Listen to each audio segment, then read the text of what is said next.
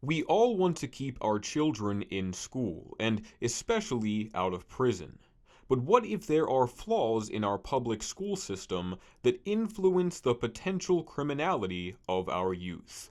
There are many claims as to why the connection between school and prison is substantial, but the research does show that regardless of the cause, there is definitely a correlation between improper schooling and criminality. Nearly 60% of school dropouts will go to prison at some point. 68% of all men in federal prison never earned a high school diploma. Two of the most suspected aspects of public schooling that connect it to prison are excessive use of suspensions and improperly trained school resource officers. Hands behind your back. Keep your hands. Dr. Blair Holeva of the University of Virginia has done research on the problems associated with school suspensions. So I think there's a lot of things that are problematic with out of school suspension. And I think I'll first speak about some of the outcomes associated with it, because then it makes more sense why the second. So I kind of think of it as two reasons it's problematic. And the first is that it's associated with a lot of negative outcomes. And the proximal outcomes are more like lost instructional time. It harms the relationship between the student and the teacher, the student and the school. And it's unclear whether it actually decreases future incidents. There's a lot of debate about that. And so, is it actually doing what it's supposed to be doing? And if not, that's problematic. As you can imagine, if you are not in school, there's more opportunities for you to be exposed and interact with individuals that are opportunities to get in trouble. I think it's true for teenagers of all ages, of all backgrounds, right?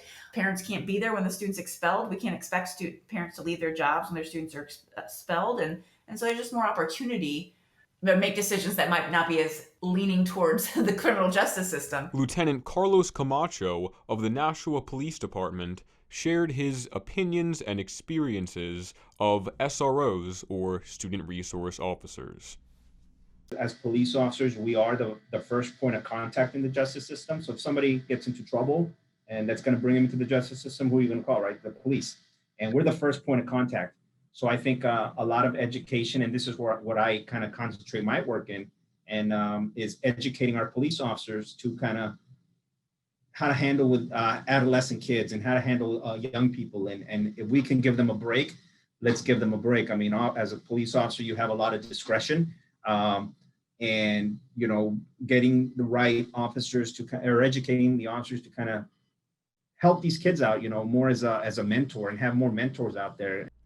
Lieutenant Camacho is also the Northeastern Region Chair of the Coalition for Juvenile Justice, an organization that is helping to prevent the school-to-prison pipeline.